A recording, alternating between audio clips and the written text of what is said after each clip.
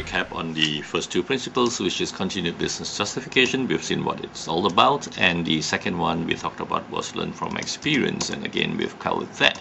Let's look at the third principle now, which is define roles and responsibilities. PRINCE2 requires that there be a very explicit organizational structure set up for the project. Why is that? Because if you don't have well-defined roles and responsibilities set within a structure, meaning that we know what the interrelationship between each of these roles are, then we cannot have proper governance of a project. So PRINCE2 defines various roles and responsibilities. Again, you can call them all sorts of different job names and job titles within your organization. However, the roles and responsibilities must be there, and the relationship between those roles has to be there, specified by PRINCE2. After all, it's based on experience, so it makes good sense. To be successful, we really need to have explicit roles and responsibilities laid out. How often have we seen in the press, whenever there's a scandal regarding some massive project failures, and the finger pointing starts, and there's arguments, there's talk about forming a committee to find out who was at fault. Now that shouldn't really have been necessary, isn't it?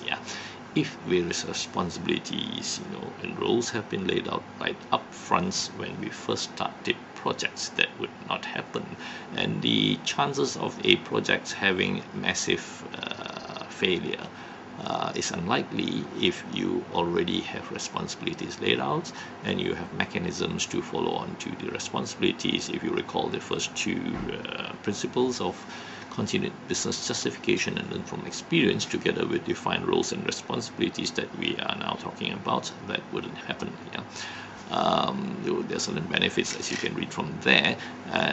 Basically, until we get to the full description of the organization structure of a PRINCE2 projects, there are basically three fundamental roles within a project board.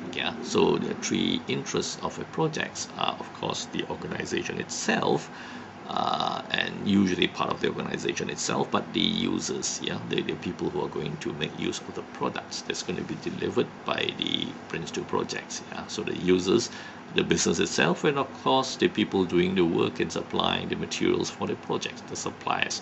So the business, the users, the suppliers, all these three parties have to be represented, have to have some channel to have a say in the kind of decisions of the projects. So the project manager basically is the guy who's doing the day-to-day running to make sure the project runs on time, on budget, etc., according to instructions and the criteria given to him.